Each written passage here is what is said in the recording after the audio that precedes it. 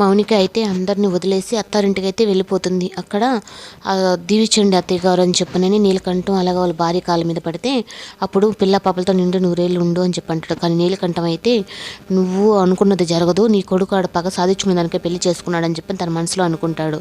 అప్పుడు ఇంకా శాంతి ముహూర్తానికి రెడీ అవ్వాలని చెప్పని తనైతే వెళ్ళి రెడీ చేసి వస్తారని చెప్పి అంటాడు సంజయ్.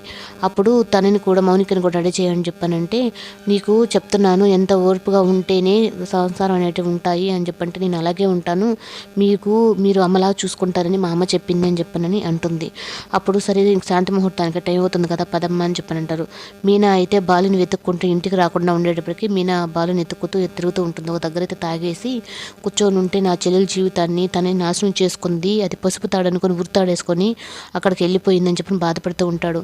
అప్పుడు తర్వాత దేవుడిని చూసి నా చెల్లెల జీవితాన్ని నువ్వే కదా మలుపు తిప్పావు, తన జీవితాన్ని నువ్వే చూసుకోవాలని చెప్పని తను తాగేసి మాట్లాడుతూ ఉంటాడు. శాంతి ముహూర్తానికి రెడీ చేసిన తర్వాత అయితే సంజయ్ అసలు రూపం అయితే మౌనిక చూస్తుంది. నీకు రోజుకు ఒక విధంగా టార్చర్ చూపిస్తాను మీ అన్నయ్య చేసిన దానికి అని చెప్పని మౌనికనైతే బెదిరిస్తుంటాడు.